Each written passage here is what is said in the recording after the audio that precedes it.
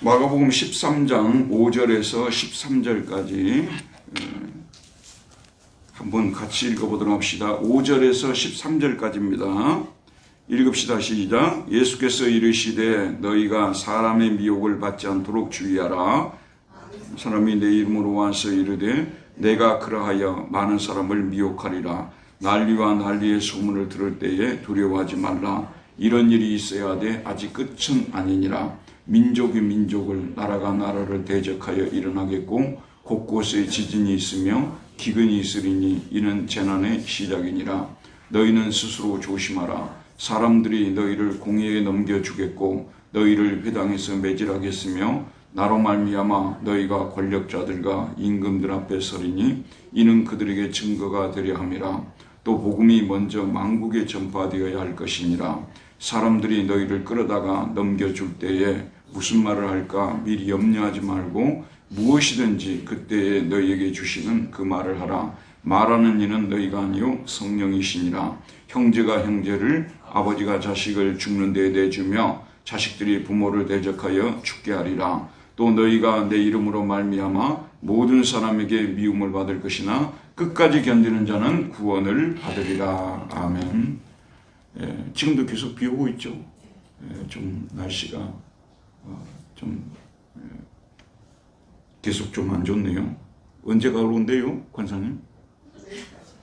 내일까지 하면 이제 가을이 오는 거예요? 가을이.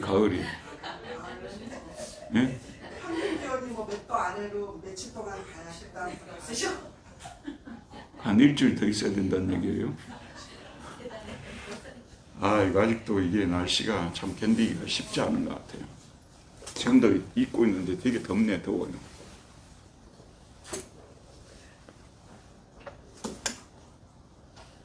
이게 지금 여름이 아직 끝은 아니다는 말씀이죠. 오늘 제목이 뭐라고요? 아직 끝은 아닙니다. 아직 끝은 아닌 것 같아요. 그래서 이제 오늘 말씀 13장을 보면 세상 끝에 있을 일에 대해서 말씀하고 계시는데 이제 성전 파괴와 관계해서 질문을 시작했다가 예수님께서 본격적으로 세상 끝에 있을 일에 대해서 시작이 5절에서 11절에 나오고 13절에 나오고 그 다음에 절정이 14절에서 23절 그 다음에 이제 마지막 끝 이것이 24절에서 27절까지 이어지고 있는 것을 볼 수가 있습니다. 그래서 우리가 이제 마태복음이나 마가복음이나 또는 이런 데 보게 되면 이 종말에 대한 그 말씀, 종말의 현상들에 대한 말씀이 많이 나오잖아요. 근데 이런 말씀들이 사실 그 시대가 어려울 때는 굉장히 문자적으로 받아들일 수밖에 없었어요. 제일 처음에 이제 예를 들면 네로가 기독교인들을 핍박해가지고 로마시를 불살라버리고 그걸 기독교인들의 소행으로 돌리고 막 처형하고 그럴 때 있었지 않습니까? 그럴 때는 이제 그 네로가 적그리스도라고 그렇게 봤던 것이고요. 또 당시에 어마어마한 그런 지진이라든지 전쟁이라든지 이런 거 일어나면 이 성경 구절과 거의 비슷하거든요. 그러니까 예수님 오실 날이 얼마 남지 않았다. 이렇게 하고 막 날짜를 잡고 이런 일들이 일어났어요. 근데 그게 이제 역사 안에서 딱 한 번만 있었으면 좋은데 계속해서 반복이 되잖아요. 여러분 아시는 대로 전쟁이 끝인 적이 있었습니까? 오히려 전쟁이 그친 적이 없었잖아요.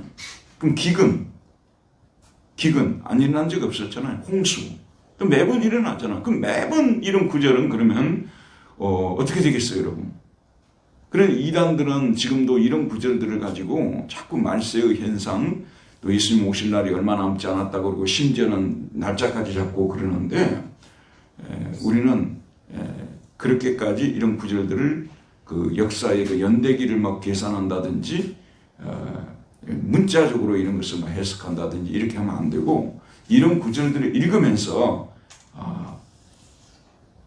주님 오실 날을 우리는 생각하고 이런 현상들을 비춰보면서 영적으로 지금이 정말 신앙생활 하기가 쉬운 때가 아니구나. 깨어 있어야 되겠구나.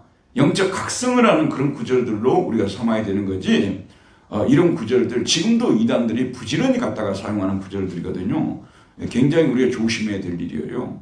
그래서 사실 좀 근대화된 좀 이성 중심으로 성경을 연구하는 사람들은 예수님이 공중에 구름을 타고 오신다는 것은 믿을 수 없다고 얘기를 해버려요. 그런 재림은 없다고. 더 이상 무슨 재림이 있냐고 이렇게 또 얘기하는 분들이 있거든요. 근데 우리는 양극단을 또 피해야 돼요. 또 예수님은 실제로 재림하신다는 것을 우리는 믿어야 되는 것이고, 또 너무 극단적으로 이런 구절들을 연대기적으로 막 환산해가지고 예수님 오실 날이 얼마 남지 않았다고 이렇게 끌고 가는 이런 부분도 우리는 조심해야 되고, 양극단으로 치우치지 않고 이런 구절들을 보면서 내가 영적으로 더 각성해야 되겠구나, 예수님 오실 날이 얼마 남지 않았구나, 깨어 있어야 되겠구나, 이런 우리가 믿음의 각오를 다지는 것이 중요하다고 볼 수가 있겠죠. 자, 그러면은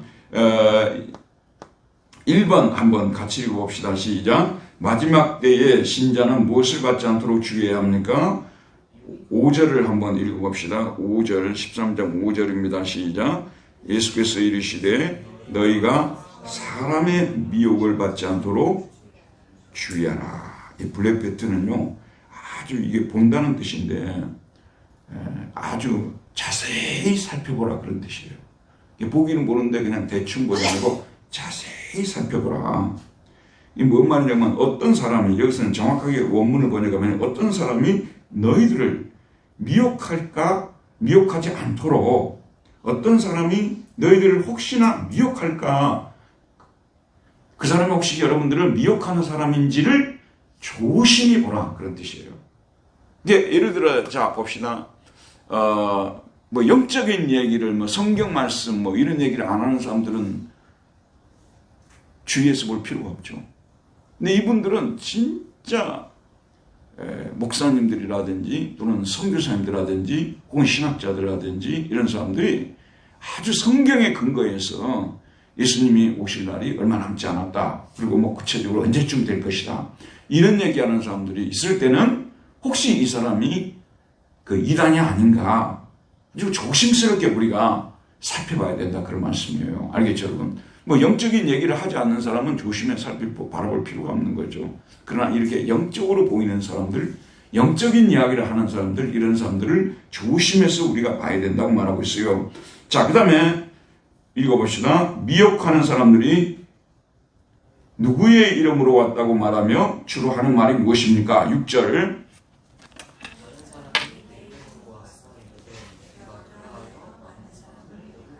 많은 사람이 누구 이름으로 온다고요?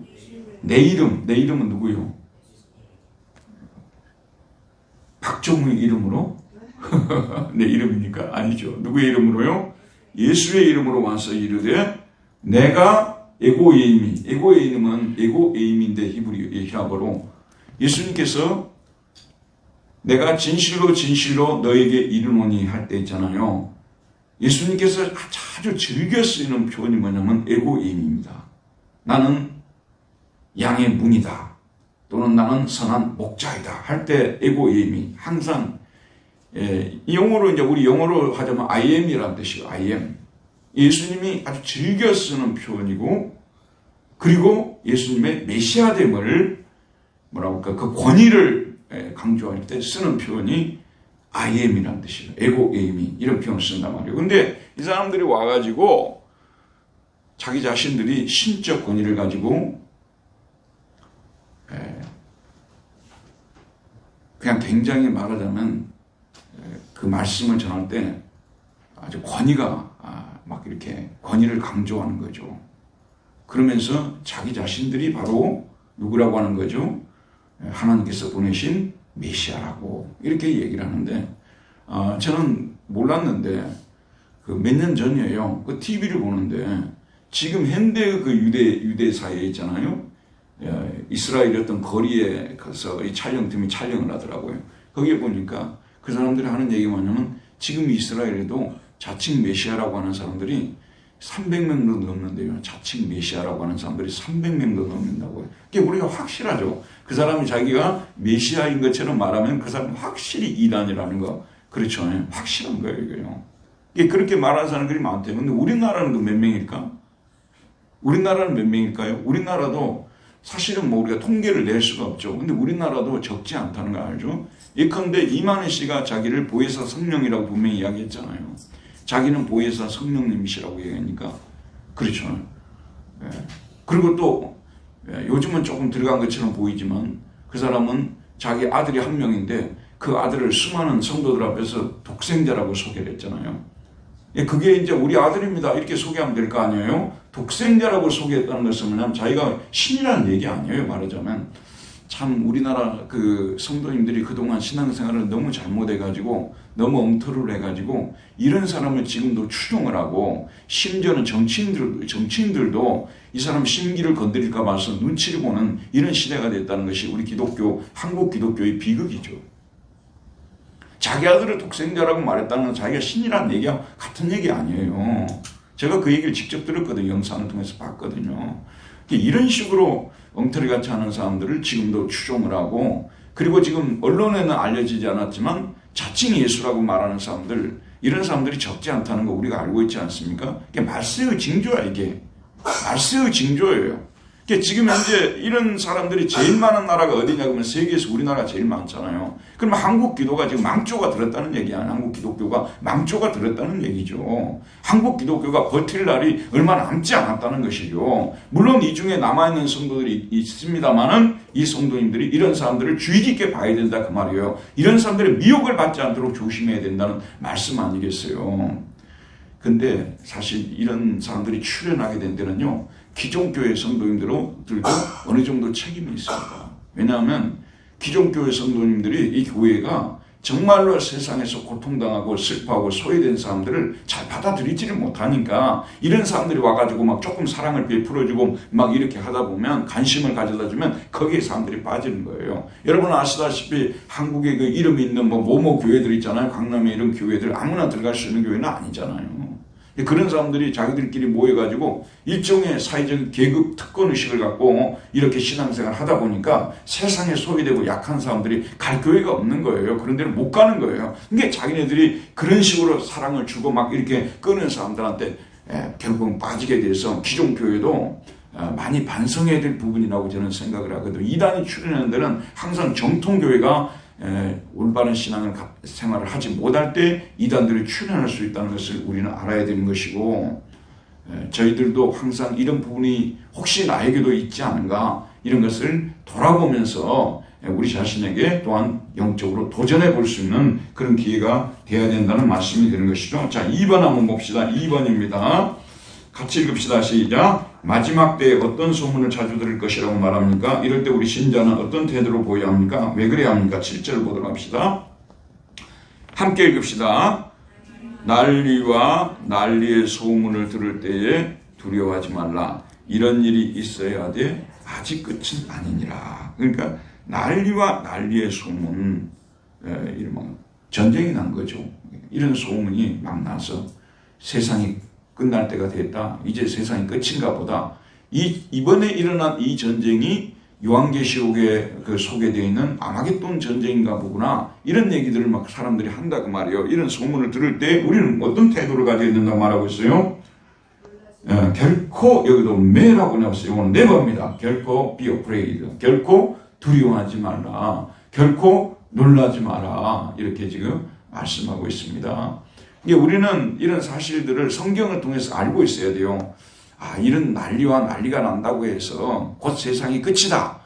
이것은 성경이 말하고 있지 않으니까 이런 일을 들을 때 결코 놀라지 말자. 이렇게 해야 된다 그 말입니다. 그 다음에 뭐라고 하죠? 왜 그래야 합니까? 왜 그래야 하죠?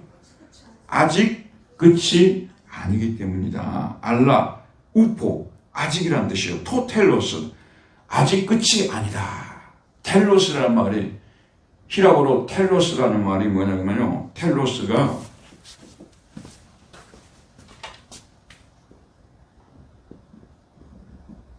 이게 텔로스가 죄송합니다. 네, 텔로스. 이게 텔로스라는 말이 엔드예요. 엔드 끝이라는 뜻이에요. 전화를 영어로 뭐라고 하죠? 텔레폰이라고 하잖아요. 그러니까 소리가 어디까지 간다는 거예요? 세상 끝까지 간다는 거예요. 보통 소리는 중간에 가다가 딱 끝나버리잖아요. 근데 이 소리는 세상 끝까지도 간다는 거예요. 그런 의미가 들어있단 말이에요. 텔레폰이라는 말 속에 텔로스라는 말이 끝이 나니까요. 근데 아직 끝이 뭐라고요? 아니다고 말하고 있습니다. 난리와 난리의 소문을 분명히 들을 수 있어요. 그러나 아직 끝이 아니에요. 여러분, 예수님께서 승천하신 이후에 지난 2000년 역사를 통해서 난리와 난리의 소문을 우리 그리스도인들이 한두 번 들었겠어요? 수도 없이 들었지만 아직 끝이 아니잖아요. 그렇죠? 아직 끝이 아니라는 거예요. 그러니까 이제 2000년이라는 시간이 지났는데 아직도 끝이 아니라는 거죠, 여러분. 그럼 우리가 이 성경 구절을 어떻게 해석해야 되냐? 이 문제가 현대인들이 많이 이게 질문을 하게 된 거예요. 그래서 이런 구절들은 역사적으로 끝을 말하는 게 아니라는 거예요. 실제 역사적으로 끝이라는 거 없다는 거죠. 이런 식으로 해석하는 분들이 있습니다만은 우리는 산자와 죽은 자를 심판하러 다시 오실 재림 주님을 기다리고 있지 않습니까? 그리고 이 역사는 시작되는 때가 있었고 끝나는 때가 있다는 알파와 오메가라고 하죠. 이런 어떤 우리는 선적인 시간관을 가지고 있습니다. 히라빈들은 돌고 도는 시간관을 가지고 있죠. 순환론적 세계관이라고 하죠. 시간관을 가지고 있죠. 그럼 우리는 뭐죠? 시작이 있고 끝이 있는 선적인 시간관을 우리가 가지고 있기 때문에. 그리고 또 한 가지. 자, 우리가 이거 이제 주께서는 1000년이 며칠 같다고요? 주께서는 1000년이 며칠 같다고요? 하루 같다고. 근데 여러분, 시간이라는 이것이요, 참 어려운 거예요. 여러분, 시간을 본 적이 있으세요? 이 시간에 대한 연구해 놓은 그 독일 학자가 연구를 해놨는데 이렇게 두꺼워요. 이제 우리 보통 시간 하면 질적인 시간, 양적인 시간. 보통 달력의 시간, 그 다음에 어떤 무르익은 시간. 그렇게 이제 우리가 보통 시간에 대해서 얘기하잖아요. 그뿐만 아니라 시간에 관한 이론들이 너무너무 많아요. 너무너무 많아. 그래서 우리가 보통 뭐 24시간 이런 것도 있잖아요. 인간이 설정한 거잖아요.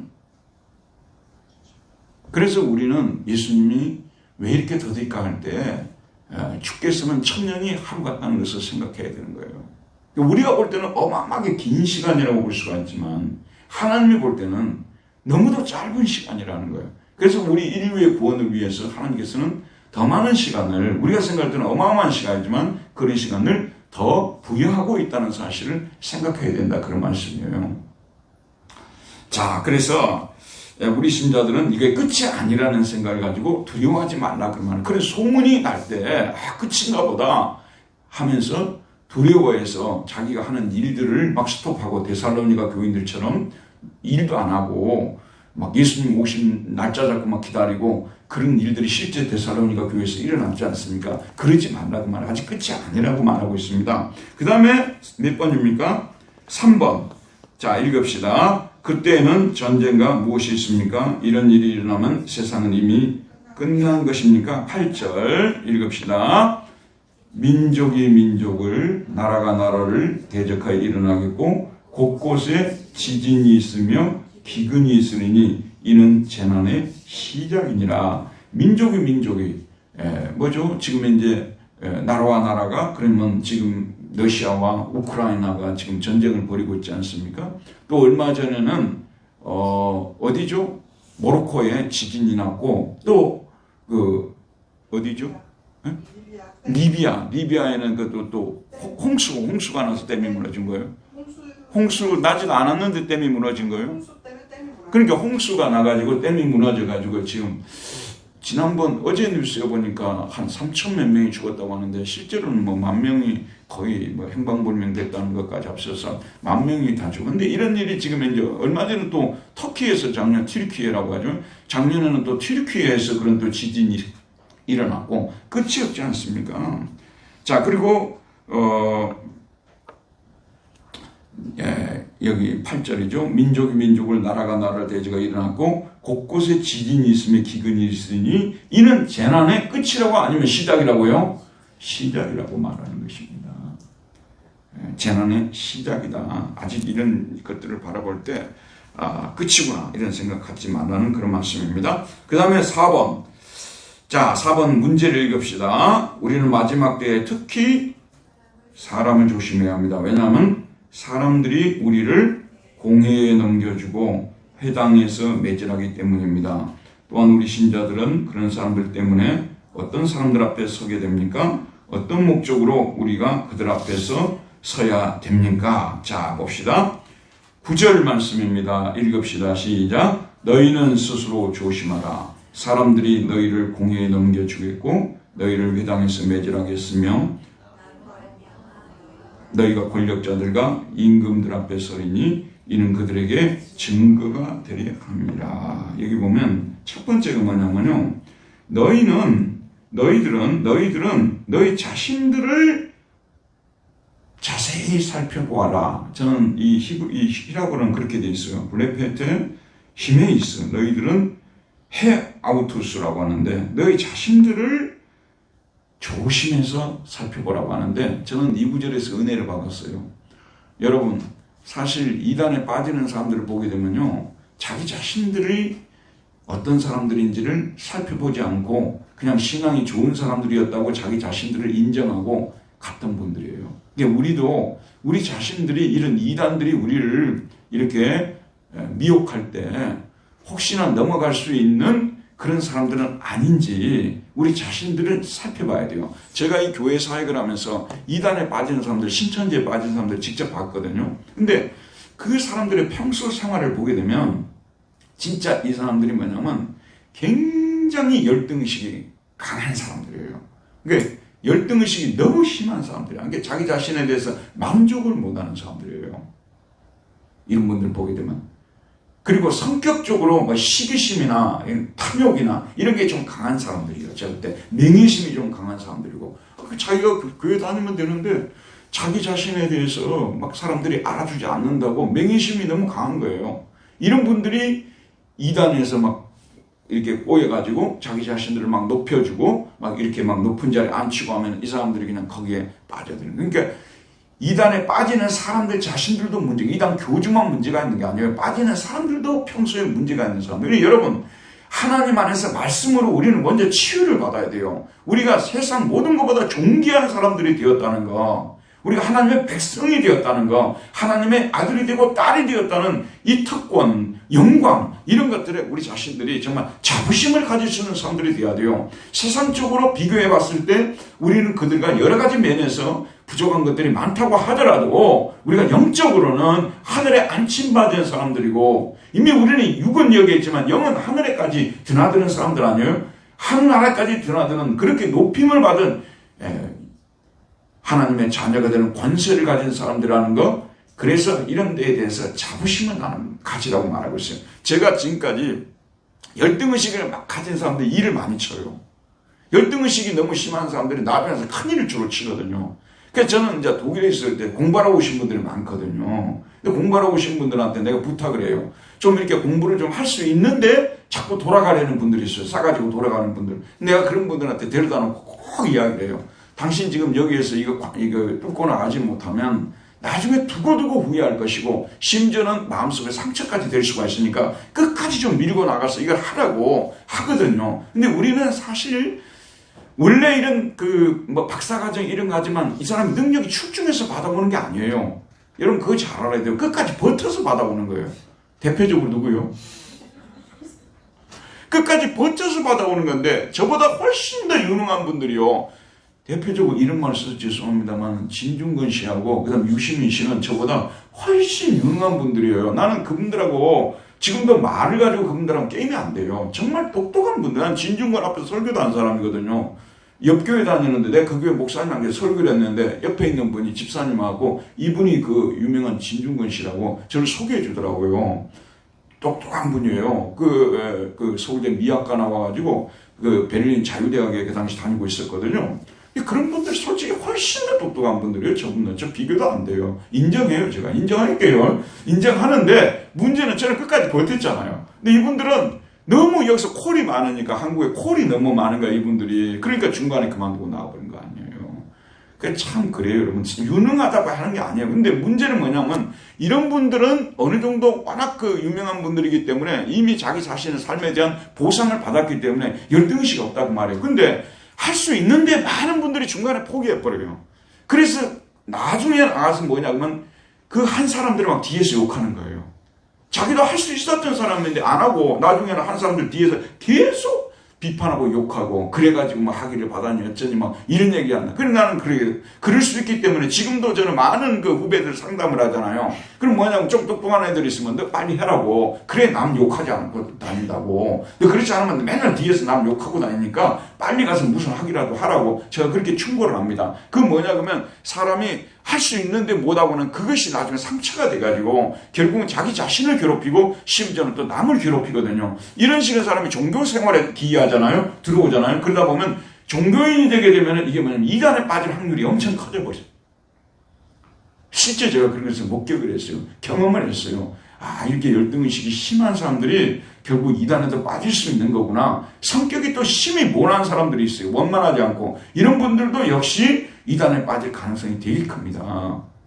이런 거, 그러니까 자기 자신을 주의하라는 이 말이 굉장히 중요해요. 나도 혹시 이단이 꼬이면 빠질 가능성이 있는 사람은 아닌가 생각해 봐야 돼요. 영적으로 여러분들이 말씀 안에서 치유를 받는 것이 아주 중요합니다. 그러면 우리가 어떤 상태에 있든지 누구 앞에 있든지 거기에 대해서 하나님의 자녀된 것으로 인해서 기뻐하고 영생을 소유한 것으로 인해서 기뻐하고 감사하다 보게 되면 어떤 사람들 앞에서도 우리가 기가 죽지 않고 영적으로 우리가 자신감을 가지고 살아갈 수 있다는 것입니다. 자, 그래서 오늘 9절에 보게 되면 너희는 스스로를 조심해라. 사람들이 너희를 공회에 넘겨주고, 이 공회는 사내들인 공회를 말하는 거예요. 사내들인.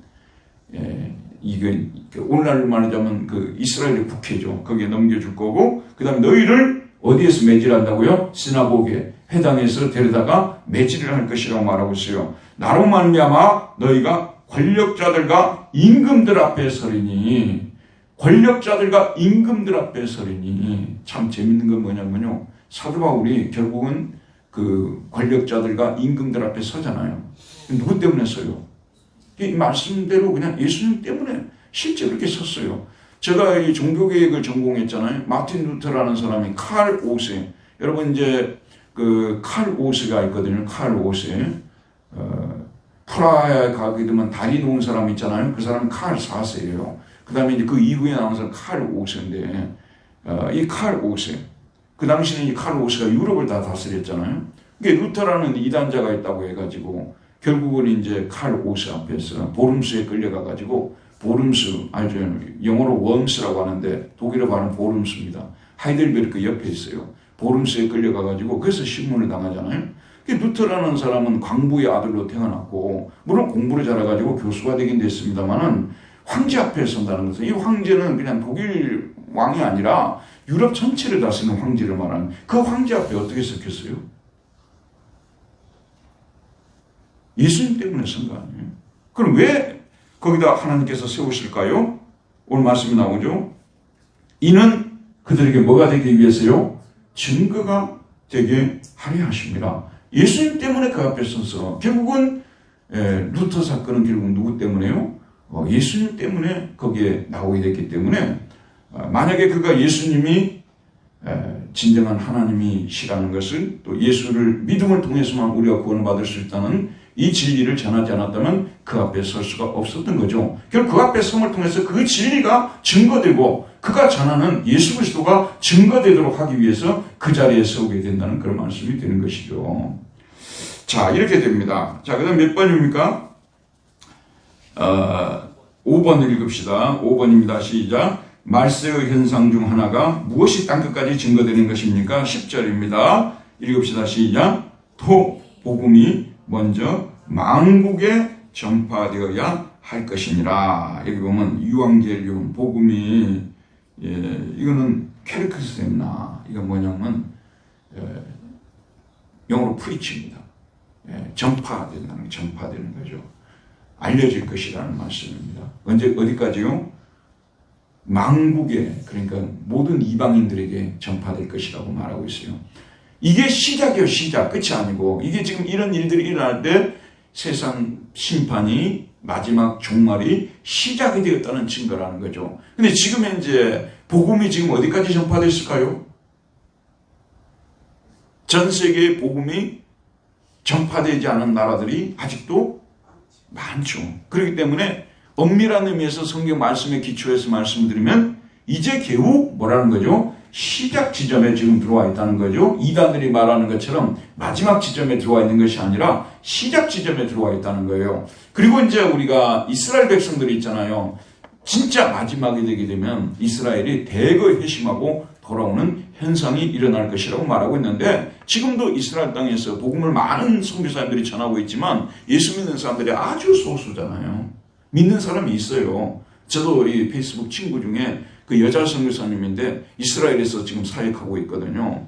한국어로 막 찬양을 하고 이런 교회를 지금 만들어서 섬기고 있는데 예수 믿는 사람들이 있어요. 그렇지만 아주 소수의 사람들만 지금 거기 있기 때문에 이스라엘도 아직 복음이 전파되지 않았고 전 세계에 아직 복음을 듣지 못한 그런 민족과 종족들이 너무너무 많다는 거죠.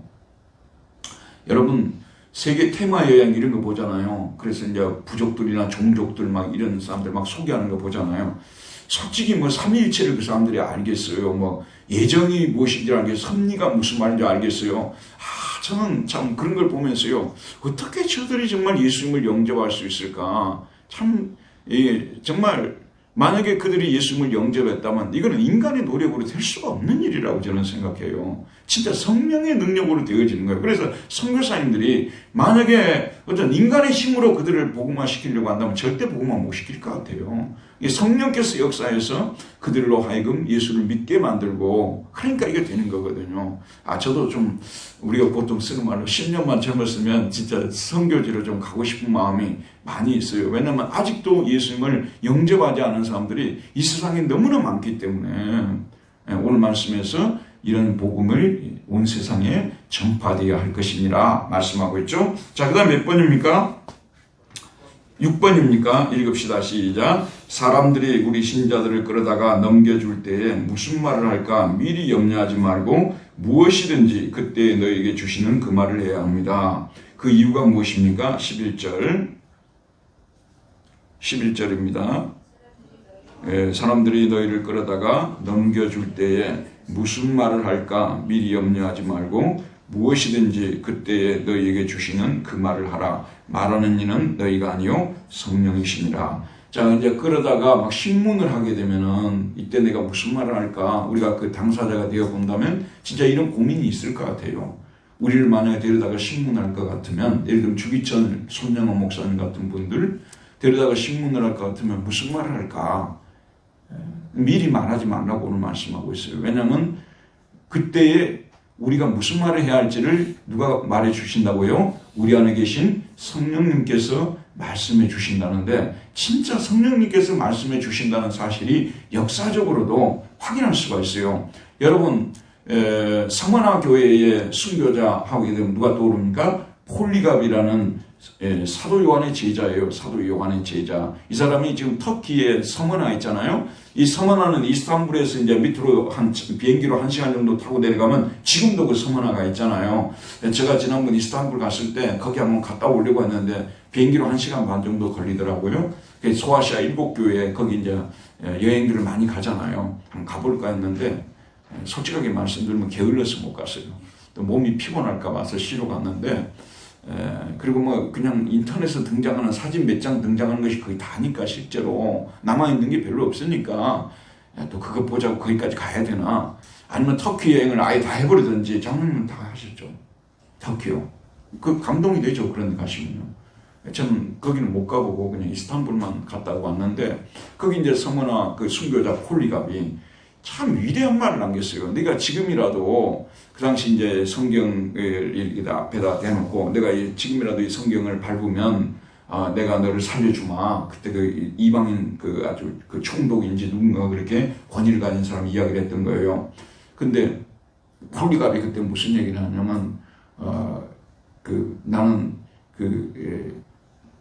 내가 86년 동안이나 내가 섬긴 그분을 섬겼는데 내가 어떻게 그렇게 할 수 있느냐. 하여튼 비슷한 말을 했어요. 오늘 여러분 인터넷 찾아서 서머나의 폴리갑 쳐보면 그 사람의 한 말이 나와요. 그런 말을 저희들이 이제 역사 시간에 배웠는데 정말 어떻게 이런 말을 할 수 있었지? 하는 그런 말을 하는 거예요. 또 이 마틴 루터라는 사람은 여러분 잘 아는 대로 독일에서 종교개혁을 일으켰는데 그냥 처음에는 그냥 이 면죄부 판매 이거 하면 안 됩니다. 이거 이제 얘기를 한 건데, 왜냐면 면죄부를 팔아가지고 천국 지옥행을 결정해 본다고 말이에요. 그리고 면죄부를 사게 되면 평생토록 죄를 지어도 자기 죄가 사면을 받는다고 이렇게 하니 말도 얼토당토 않은 얘기이기 때문에 비텐베르크 대학교의 젊은 교수로서 넘어갈 수가 없어가지고 95개조 논제를 발표한 거 아니에요. 근데 95개조 논제의 문제가 뭐냐면, 저는 이게 전문가잖아요. 제가 책에도 썼고요.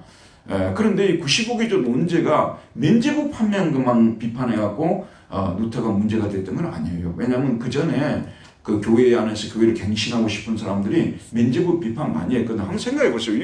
이 장사를 하는데 이게 증서를 발행해주고, 이거는 5,000원짜리, 이거는 5만원짜리, 이거는 50만원짜리, 이거는 500만원짜리, 이거는 5천만원짜리, 5천만원짜리를 사게 되면은 쓰는 얘기를 평생통으로 죄를 지어도 형벌을 사면받을 수 있다는 얘기 아니에요? 심지어는 또 뭐냐면 지옥에 있는 자기 부모들을 끄집어내는, 연옥에 있는 부모들을 끄집어내는 면죄부까지 있단 말이에요. 평생 사면받는 면죄부도 있고, 이걸 비판 안 했겠어요? 생각이 있는 사람들이. 천주교에 있는 사람들이 다 바보였겠어요? 그 사람들이 그런 비판을 했다고 말이에요. 근데 그 사람들이 그걸로 인해서 뭐 목이 잘렸다거나 파면을 당했다거나 그런 기록이 없어요. 그럼 루터는 왜 파면을 당했냐 그러면요, 95개조 면죄부를 파면하면서 교황이 들을 때 너무도 신기가 불편한 말을 해버렸어요.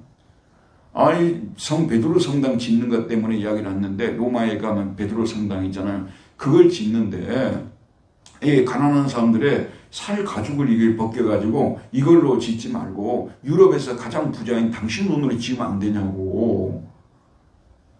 그 얘기가 굉장히 충격적인 얘기죠. 교황으로서는 참을 수 없는 얘기죠. 그리고 면죄부 장사가 너무 잘 돼가지고 뭐 말하자면 이것도 짓고 예배당도 짓고 뭐 난리를 했던 거 아니에요. 성당도 짓고. 근데 이 면죄부 수입이 없어졌고 11조 수입 갖고는 아주 게임이 안 된대요. 그런 거 할 수가 없어요. 그런 일을. 그래서 면죄부를 판매했던 거거든요. 또 판매하면 너무 잘 되니까. 그리고 중세 그 사람들이 다 좀 배우지 못한 분들이 아니었어요. 그러다 보니까 확실한 증서를 가지고 있는 것이 천국 가는 데 있어서는 너무 이게 확실한 거야. 그렇기 때문에 그것이 막 날개 돋치듯이 팔려나간 거 아니겠어요. 그래서 루터가 거기서 비판하게 되었는데, 결국은 이제 교황의 권위까지도 비판했거든요. 교황은 적그리스도란 말까지 쓰게 됐거든요. 그러니까 가만히 있을 수가 없는 거죠. 그러니까 결국은 이제 아우스부르크에 가서 한번 신문을 받고, 그 다음에 이제 1520년에 여러분 잘 아는 보름스에 가가지고 국회에서 이렇게 신문을 받는데, 이제 너가 썼던 책들 있잖아요. 너가 썼던 책들 한 말들 다 처리하라 그 얘기밖에 안 한 거예요. 그러니까 이제 그 논쟁이 붙어가지고 카에탄이라는 에크라는 요한 에크나 카에탄 추기영 이런 사람들하고 이제 같이 논쟁이 붙었는데, 루터는 이제 성경과 또 교회 역사에서 그 교부들이 한 얘기를 가지고 쭉 얘기를 하는데, 그 사람들은 그런 얘기를 들으려고 하지도 않는 거예요. 그냥 무조건 네가 썼던 책을 처리하라 그 얘기만 하니까 하루 정도 생각하는 시간을 달라고 하고, 그 다음에 이제 나타나가지고 했던 유명한 마지막 말이 남아있잖아요. 제가 저 책에 여기 지금 루터 혼돈의 숲에서 길을 찾다, 이 책 제가 이제 한국에 와서 첫 번째 쓴 책 아니에요. 이게 무려 지금 5판째입니다. 여러분 요즘에 5판을 찍었다는 것은 진짜 출판시장 아는 분들은 대단히 놀랄 일이에요. 여러분 출판시장 모르니까 1000권도 안 팔려요. 요즘은요. 500권 교수들이 있어도 500권도 안 팔려요. 교수들도 죽을 맛이더라고요. 요즘은 책을 쓰면 PDF로 만들어서 돌려본대요. 5만원짜리 책을 써가지고 이렇게 두꺼운 걸 써놓으면은 어떤 한 학생이 PDF로 전환해 올리면 그걸로 그냥 학교에서 그렇게 못하게 한대요. 그래도 한대요. 이게 그 사람들 죽을 맛이야. 근데 그런 이 어려운 현실에서 이 5판을 찍었다는 건 대단한 거 아니에요? 여기 이제 마틴 루터가 그 보름스 국회에서 마지막으로 칼 오시 앞에서 했던 얘기예요. 저는 교황도 공의회도 믿을 수 없습니다. 그들도 자주 오류를 범했고 서로 모순되었기 때문입니다. 따라서 만일 저를 성경의 증거나 이성적으로 납득할 수 있는 근거들을 통하여 반박하지 않는다면 저를 지배하고 있는 제가 증거로 제시한 성경 말씀들로 인하여 저는 더 이상 뒤로 물러서지 않을 것입니다. 그리고 제 양심은 하나님의 말씀 속에 사로잡혀 있습니다. 그러므로 저는 성경적으로 증거가 확실하다고 믿는 저희 책들 중 그 어떤 것도 처리할 수 없고 하지도 않을 것입니다. 왜냐하면 양심을 거슬러 행동하는 것은 확실하지도 순전하지도 않기 때문입니다. 나는 달리 아무것도 할 수 없습니다. 제가 여기에 서 있습니다. 하나님이여 나를 도우소서. 아멘. 명문이죠. 이건 뭐냐면 루터가 말했다기보다는 그 안에 계신 성령님께서 그를 통해서 말씀하셨다 이렇게 볼 수 있는 거예요. 우리가 우리 성도님들이 실제로요, 우리가 예수를 믿고 뭐 고문을 받았거나 추방을 당해봤거나 재산을 몰수당했거나 여기 있는 분 중에 그런 거 아무도 없죠. 저도 마찬가지예요. 그래서 저는 진짜 좋은 때 신앙생활하고 하나나라 가는구나 그런 생각을 여러 번 하고 있습니다. 그런데 실제로 만약에 우리나라가 기독교에 대한 핍박이 대대적으로 시작이 되고 잡혀가고 고문을 당하고 막 이런 현상이 왔을 때 많은 사람들이 두려워 떨 것입니다. 저를 비롯해서 많은 사람들이 두려워할 것이에요. 그때를 어떻게 견뎌낼까? 근데 여러분 잘 들으세요. 잘 들으십시오. 그러면 우리는 어떤 생각을 해야 되냐면 그때도 그 어려운 시간을 견디도록 하나님께서 도와주실 것이라고 저는 믿어요. 왜 이런 말씀을 들을 수 있냐면 지금까지 우리가 신앙생활을 해온 것도 만만치 않거든요. 근데 결과적으로 하나님이 우리를 다 지키시고 보호하시고 이끌어 주셨기 때문에 여기 온 거 아니에요. 우리에게 지금보다 더 큰 환난과 위험이 닥쳐온다 할지라도 하나님께서 우리를 버리지 않으시고 지켜주시고 그 어려운 때도 이기게 해나가실 것이고 그때 우리가 잡혀가서 무슨 말을 할 것인지 그 말까지도 우리에게 주실 것이라는 이 믿음을 가지고 우리는 살아야 된다 그 말이에요. 이 믿음을 우리가 가지고 있다면 미래에 뭐 기근이나 홍수나 여러 가지 핍박이나 이런 것들로 인해서 우리가 어려움을 당한다 할지라도 우리는 이겨나갈 수 있다는 확신을 가질 수가 있다는 것이죠. 중요한 것은 우리 하나님에 대한 굳건한 신뢰, 여호와는 나의 목자가 되신 분이시라는 것, 또 우리 주님은 나를 사랑하사 자기 목숨까지 건지신 분이시라는 것을 우리가 믿는 믿음만 가진다면 미래에 어떤 이런 환난이 닥쳐온다 할지라도 우리는 이길 수 있다는 확신을 가질 수 있고 그때 내가 무슨 말 할 것이냐 그때 나를 통해 성령께서 말씀하실 것이다 그런 생각을 가지고 이겨낼 수 있다는 말씀이죠. 자, 그 다음 몇 번입니까?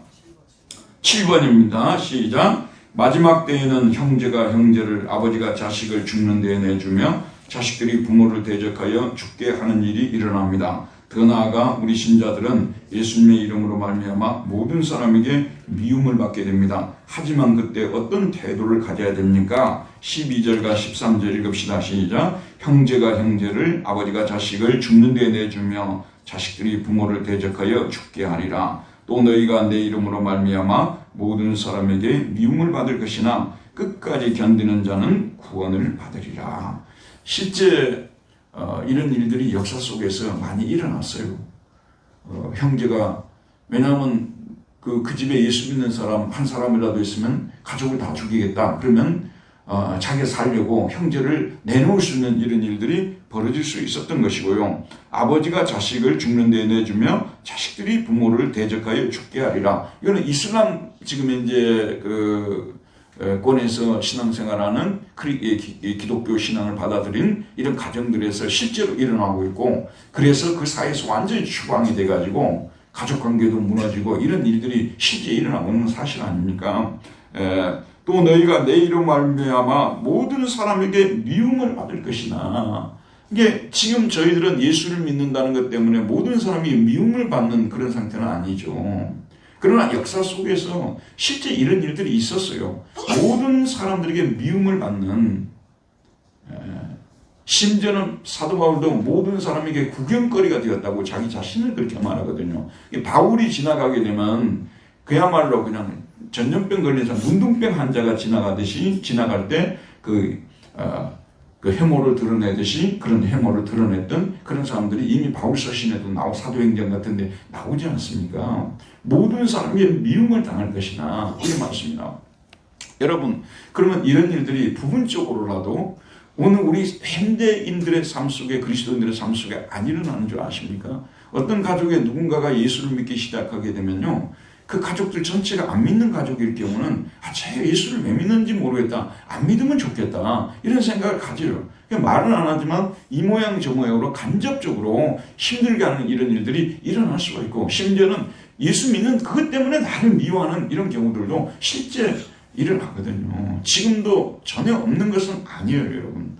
인간관계에서도 그 애가 예수를 믿는다는 그 얘기를 들었을 때 그냥 피하려는 사람들 왕따를 시켜버린 경우들도 지금도 일어나고 있고요. 지금 뭐 예수 믿는다고 우리를 갖다 뭐 환영하고 너 교회 다니냐 이렇게 하는 시대는 아니지 않습니까? 여러분 그러니까 이건 영적으로 지금도 사탄이 이런 일들을 벌이고 있어요. 그래서 안 믿는 가정에 누구 혼자 예수를 믿는 경우는요 굉장히 힘든, 지금도 여전히 이런 핍박이 일어나고 있다는 것을 감지할 수 있어야 돼요. 내가 예수를 믿기 때문에 결국은 이런 미움을 당하고 있구나, 다른 이유 때문에 내가 미움을 당하는 게 아니라 예수를 믿는다는 사실 때문에 미움을 당하고 있구나. 이런 거는 좋은데 솔직히 한 가지는 좀 문제가 있어요. 지금 추석도 다가오고 그럽니다만은 예수를 믿는 그 여러 이제 가족이나 친척들 이런들이 모이는 이런 상황들이 있잖아요. 그러면 좀 예수 믿는다는 분들이 좀 평소에 좀 베풀 줄도 알고 관대하기도 하고 나눠줄 줄도 알고 그런 미덕이 있어야 되는데,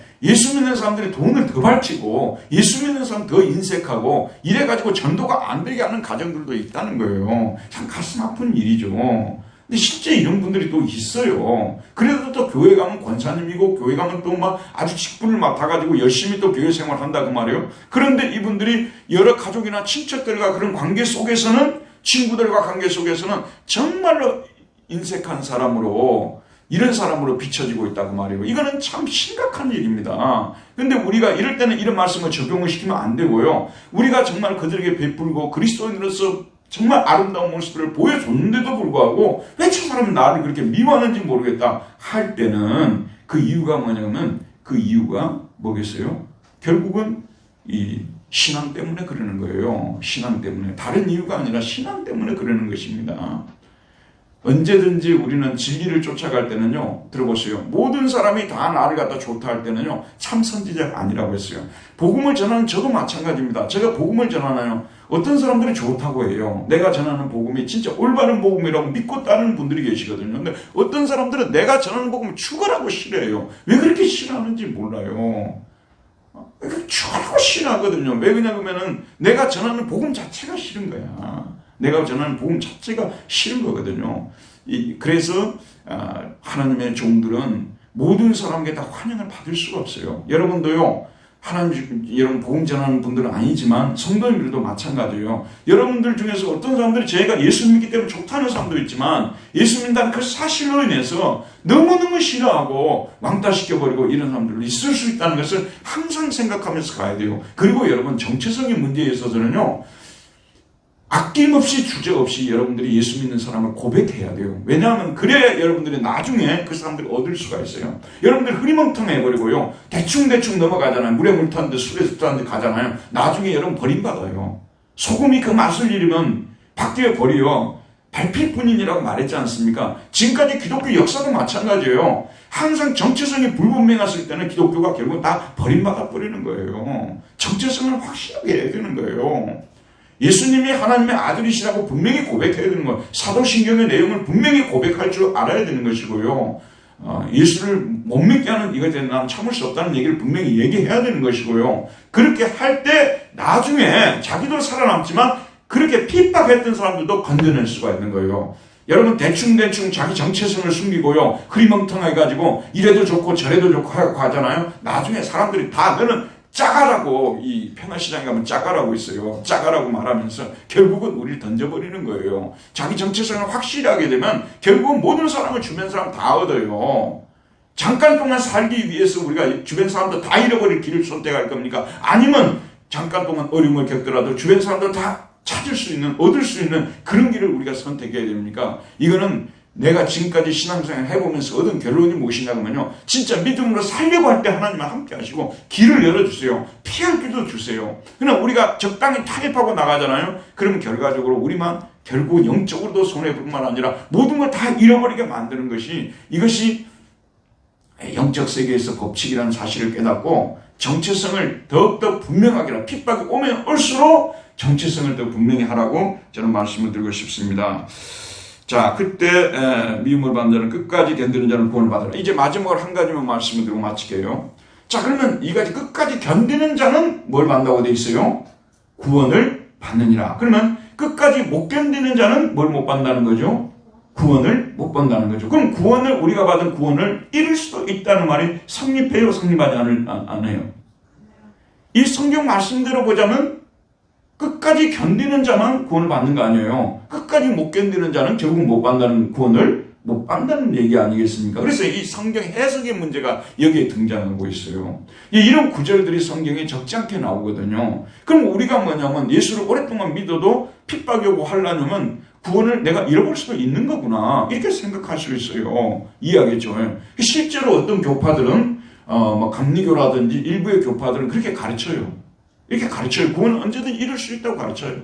얻을 수도 있지만 잃을 수도 있어요. 그러니까 구원은 내가 선택했다가 결국은 뭐죠? 내가 버릴 수도 있는 나에게 결국은 달려있는 것처럼 가르치는 이런 교파들이 많이 있어요. 근데 우리 개혁주의에서는 절대로 이렇게 가르치지 않습니다. 구원은 처음부터 우리가 원했던 거예요? 원하지 않았던 거예요? 처음부터 우리가 구원을 원했어요? 원하지 않았어요? 누가 우리를 선택한 거예요? 우리가 하나님을 선택해서 하나님이 우리를 선택했어요. 하나님이 우리를 선택했어요. 그러면 하나님께서 성령을 보내신 목적이 무엇입니까? 성령을 보내신 목적은 계속 우리에게 진리를 증거해주고 이것이 옳다는 것을 계속해서 증거해주고 그 다음 우리 믿음이 약해질 때 어떻게 하라는 거예요? 믿음을 강하게 만들고 우리로 하여금 무엇을 붙잡으라고 믿음이 약할 때마다 우리로 하여금 무엇을 붙잡으라고 성령이 말해주죠? 말씀을 붙잡아라. 말씀을 붙잡아라. 말씀을 붙잡아라. 진리의 말씀을 붙잡아라. 이렇게 해주시면서 우리에게 설득하는 거예요. 우리에게 힘을 내게 하는 것이죠. 그리고 환난과 역경의 시간이 있잖아요. 그럴 때 견딜 수 있는 힘을 주시는 것이고 여러분 들어보세요. 주기철 손양원 목사님 우리가 신사참배에 대해서 너무 많이 잘못 알고 있는 사실이 뭔지 아세요? 신사참배할 때 수많은 목사님들이 감옥에 갔을 것이라고 믿고 있는 거예요. 그렇게 가르치면 은혜가 있는데 실제 역사적 사실은 전혀 그렇지 않아요. 왜냐하면 1934년에 감리교가 이미 신사참배 결정해버렸어요. 1935년에 카톨릭이 이미 또 결정해버렸어요. 그 다음에 1937년에 장로교가 결정해버렸어요. 신사참배 해도 된다고 다 결정해. 그럼 감옥에 가요 안 가요? 안 가죠. 이게 대한민국의 거의 침례교의 일부, 그 다음에 장로교 목사님들 일부, 그리고 감리교 목사님들 일부만 이게 잡혀간 거야. 고문을 당한 거예요. 그래서 실제 사상자가 신사참배로 인해서 사상자가 그렇게 많이 난 거 아니에요. 내가 이제 그걸 갖다 벌 10년 이상 가르쳤잖아요. 아는 거예요. 근데 그때 우리나라 목사님들 중에서 죽은 사람이 누군지 아닙니까? 죄송합니다만 손양원 목사님도 안 죽었어요. 풀려났어요. 한상동 목사님이라고 부산에서 제일 유명한 분이 있어요. 고신을 만든 분이거든요. 한상동 목사님도 풀려났어요. 그분도 그 옥중에서 그 병까지 있어가지고 거의 죽음의 직전까지 갔다가 하나님이 그 옥중에서 병을 치료해주는 기적을 일으켜주세요. 그래갖고 거기서 살아나가지고 풀려나와요. 이 사람이 풀려나오고 손양원 목사님도 감옥에 갔지만 풀려나와요. 유일하게 죽은 사람이 누군지 아세요? 장로교 쪽에서는요? 주기철 목사님은 죽었어요. 공교롭게도 주기철 목사님은 북한 분이 아니라 마산 분이에요. 남쪽 사람이에요. 마산 문창교회에 거기 있다가 평양 삼정교회로 이렇게 초빙을 받아 올라가죠. 그래서 이제 거기서 일사가고 신앙 가르치다가 결국은 이제 잡혀가가지고 주기철 목사님 순교하잖아요. 많이 죽은 것처럼 생각하는데 그게 아니라 우리는 너무 빨리 손을 들어버렸어요. 저는 무슨 얘기냐 그러면은 끝까지 감옥에 들어가서 물론 주기철 목사님 하나님이 한국교회의 보배로운 순교자로 하나님이 만들기 위해서 죽음을 허락하셨지만 한상동 목사님은 주기철 목사님보다 훨씬 어려운 병이 걸렸어요. 이러면 거의 죽음 직전에까지 갔었는데 하나님이 또 살리시잖아요. 제가 드린 말씀은 뭐냐면 우리 하나님이 택한 백성들은 하나님이 선택했기 때문에 우리를 지켜주시고 이런 환난과 커다란 역경의 시간들이 올 때 우리로 그때도 이길 수 있는 힘을 주시는 거예요. 이걸 갖다가 우리 장로교에서는 성도의 견인교리라고 말합니다. 견인. 성도의 견인교리라고 말합니다. 견인교리. 이게 이제 우리 장로교의 엄청 중요한 교리인데 견인교리죠.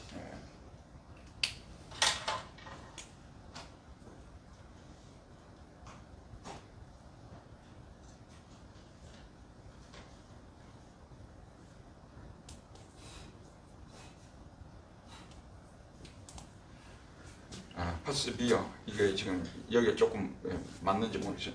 이게 뭐냐면 perseverance라고 했는데 철자가 조금 틀렸을 거예요. perseverance of the saints라고 해요. 이게 성도들이 인내한다. perseverance는 인내라는 뜻이거든요. 결국은 이런 역경과 환란이 올 때 끝까지 인내하고 통과한다는 그런 얘기예요. 그 성도의 견인교리라고 하는 거예요. 그러니까 착한 백성들은 하나님께서 끝까지 지켜주셔서 그 구원을 잃지 않게 하신다는 것이 성경이 가르치는 교리인데, 일부의 교파에서는 구원은 인간이 선택한 것이기 때문에 자기가 결국 잃을 수도 있다고 가르친다는 거죠. 그럼 그것이 얼마나 수많은 사람들에게 얼마나 동요와 얼마나 말하자면 의심과 불안을 가져다 주겠어요. 그러나 이 성도의 견인 교리는 우리에게 안정된 마음과 또 우리에게 평안을 주고, 그리고 역경의 상태에서 역경이 너무 힘이 들죠. 그러나 성령님이 우리를 도와주셔서 그때에도 말씀과 성령으로 우리를 도와서 끝까지 견디게 이기고 나가게 하신다는 거, 이게 성도의 견인교리인데, 잠깐만요. 제가 단어를 다시 한번 찾아보고 제가 말씀드릴게요.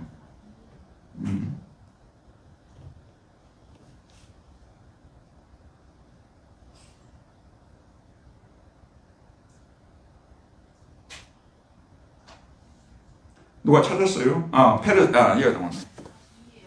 예, 죄송합니다. 예. 자, 정확히 다시 쓸게요. 이거는 이제 우리가 중요한 교리니까 좀 알 필요가 있어요. 요걸로 써야 돼요.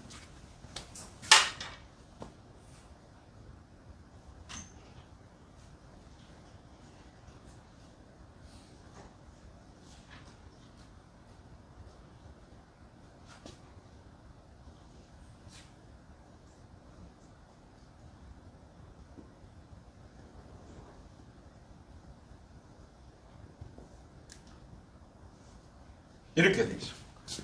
이게 이제 perseverance, 이게 페르가 원래는 통과한다는 뜻이거든요. 이거 severe라는 것이 이것이 뭐냐면 아주 뭐 역경 이런 거잖아요. 이게 아주 심한 역경을 통과한다는 거예요. 누가요? of the saints, 성도들이 자기에게 다가오는 심한 역경과 환난을 통과하고 나간다는 것이 견인이라는 말을 쓰는 거예요. 성도의 견인교라는 perseverance of the saints 이렇게 얘기를 하는데, 저희들은 이 진리를 믿고 있습니다. 그러나 어떤 분들은 구원은 내가 선택할 수도 있고 잃을 수도 있다고 하는데, 저는 이거는 너무너무 잘못되게 가르친다고 생각해요. 지금까지 그럼 우리가 신앙을 우리가 지금까지 여기까지 지켜온 것이 우리 힘으로 지켜온 것처럼 되잖아요. 아니에요. 하나님께서 우리를 지켜주신 거예요. 때로는 성령님을 통해서 목회자를 보내주시고, 말씀을 보내주시고, 또 순장님을 보내주시고, 교회 또 장로님들을 보내주시고, 또 권사님들을 보내주시고, 또 주변에 예수 믿는 사람들을 또 통해서 위로받게 하시고, 하면서 또 힘을 내게 하시고, 끝까지 하나님께서 구원을 이루어가는 거예요. 이거는 구원론에 있어서 너무나 중요한 것입니다. 저와 여러분도 지금은 우리가 커다란 어려움을 당하지 않았다 할지라도 우리가 지금까지 생각하지 못했던 신앙의 큰 시험을 받을 때도 올 수 있다는 거죠. 그러나 우리가 하나님을 끝까지 의지하고 이 하나님이 끝까지 나를 붙들고 가신다는 이 성도의 견인교리를 믿는다면 말씀 붙들고 일어설 수 있다는 말씀 아니겠어요? 여러분, 끝까지 우리가 견뎌야만 합니다. 또 견디게 해달라고, 그런 은혜를 달라고 우리는 기도해야 되는 것이죠. 그런 은혜가 우리 안에 머물면 끝까지 견딜 수 있는 것이고요. 그리고 끝까지 견디면 우리는 한 나라가 우리에게 열려지게 된다는 것. 여러분, 진짜 이제 마지막으로 마치면서 말씀드릴게요. 솔직히 지금요, 매번 들려오는 소식이 참 너무 안타까워요. 여러분, 우리는 이걸 부인하고 싶지만은 우리 한국이 지금 OECD 국가 중에서 자살률이 1위 아니에요. 하루에 39명인가 38명인가가 자살을 한대요. 근데 이게 1위야, 1위. 도대체 뭐가 그렇게 어려워서 우리나라 사람들이 이렇게 많이 자살을 할까? 참 가슴 아파요. 이게 우리 집사람하고도 같이 이야기를 했는데, 독일에 가면 인종 전시장 같거든요. 별의별 사람들이 다 모여있어요. 진짜로 가면 옷도 희한하게 입고, 또 그 다음에 전철에 누워있는 사람도 있고, 정말 별의별 사람들이 다 있는데, 그렇게 자살을 많이 안 해요, 여러분. 근데 이제 그 이유가 뭘까 한번 생각해 봤어요. 이거는 제 개인적인 의견인데, 시간이 많이 가지 않았으니까 이 얘기만 하고 끝낼게요. 이건 철저히 제 개인적인 의견인데, 우리나라는 너무 획일적인 사회 아닌가 생각이 들어요. 근데 외국은 좀 다양성을 인정하는 사회 같아요. 그러다 보니까 옷을 갖다가 막 이렇게 빨간 옷을 입고 밑에 뭐 여자 바지를 입고 다니든지 막 머리를 이상하게 하고 다니도 사회에서 아, 저런 애도 있구나. 이렇게 하고 넘어가는 그런 좀 모습이 있어요. 여기는. 이해가죠? 근데 우리는 전부 다 일렬로 그냥 이렇게 성공의 대열로 다 걸어가야만이 이게 사람 굿이라고 사는 처럼 보인 것 같아. 그래갖고 이제 이열로 떨어 그냥 낙오를 하잖아요. 그러면은 한동안은 나도 절로 들어가야 되는데 절로 들어가야 되는데 막 계속 이렇게 하는 것 같아요. 그러다가 나중에 계속 그것이 이루어지지 않으면 그냥 자해로 들어가 버리는 것 같아요. 자살로 가버리고요. 나는 이제 어차피 저 대열 속에 들어가지 못하. 내가 우리 권사님한테 교사하시는 권사님한테 들은 얘기인데 학생들도 그런데요. 수업을 듣고 있는 애들은 앞에 한 조금 몇 명만 듣고 앉았대요. 뒤에 있는 애들은 다 잠잔대요. 왜냐하면 옛날 같으면 막 선생님들이 막 미덕 이야기를 해주나 누구는 막 그 어려운 집에 태어나고 막 열심히 잠을 안 자고 공부해가지고 막 이랬다면 옛날 사람들은 옛날 아이들은 막 이렇게 했대요. 이게 반응을 주고 눈알을 반짝반짝 하면서 요즘 애들은요 그런 애들하고 이거 한번 쳐다보고 되게 자버린대요. 심지어는 또 깨우면 안 된대요. 그래서 참 선생님들이 월급 받는 그 순간 빼고 나면 인생 살맛이 안 나게끔 만들어 놓았으니까 지금은 교사 전성시대도 지나가고 그랬잖아요. 교사가 지금 많이 있던 분들도 많이 나오려고 한다 그러잖아요. 특별히 초등학교 교사 이런 경. 얼마 전까지만 해도 초등학교 교사 인기가 정말 대단했잖아요. 결혼 하고 싶은 사람 1순위 막 이랬는데 지금은 그렇게 되지 않는데 우리나라 사회가 너무 획일적인 사회이지 않느냐. 너무 성공 중심에 다른 나라도 그런 게 없는 게 아니지만 우리나라는 성공한 사람과 성공하지 못한 사람을 너무 이렇게 정확하게 이렇게 막 이렇게 구분을 하는 그런 사회이지 않느냐. 그래서 지금 이런 자살자들이 많이 나오고 있지 않느냐. 제가 드린 말씀은 뭐냐면 어찌 됐든지 간에 또 현대인들이 병원을 온천지 지어놓고 수없이 많은 말하자면 그 훌륭한 의사들도 데려다 놓고 약들도 좋게 만들고 뭐 의술업도 계속 발전하고 나가고 있지 않습니까? 그래서 수명은 계속 연장을 시키는데 연장을 시키면 시킬수록 얼른 어떻게 보면 좀 전체적으로 손해보는 사람들 우리야. 돈대로 다 갖다 내고 결국은 또 어떻게 되는 거예요? 마지막에는 더 비참하고 더 처참하게. 예전에는 60대 말이나 70대 초에 대부분 돌아가시니까 그냥 못 고치고 죽는 병이 너무 많았어요. 그냥 그대로 돌아가실 분들을 살려놔가지고 연장을 시켜가지고 지금 요양원에서 이루어지는 이런 일들을 들으면요 참 가슴 아픈 일들이 벌어집니다. 결국은 우리는 구원받은 사실에 대해서 감사하고 이 세상이 영원하지 않다는 이 사실을 생각하고 마지막 고비들이 우리에게도 다가올 것이지만 이 고비를 하나님의 은혜로 우리가 잘 이겨나가고 우리가 구원을 받는 신앙인들이 되어서 천국에서 영원히 살겠다는 이 소망을 가지고 살 때만 이 세상이 살만한 세상 아니겠는가. 이런 은혜가 저와 여러분에 있기를 바랍니다. 은혜로우신 하나님, 오늘도 저희들을 인도하여 주시고 생명의 말씀을 통해서 도전받고 또 우리 아버지 우리가 인생을 어떻게 살아야 할지에 대해서 생각할 수 있는 귀한 시간 주심을 감사합니다. 예수님의 이름으로 기도하였습니다. 아멘. 수고했습니다. 여러분 감사합니다.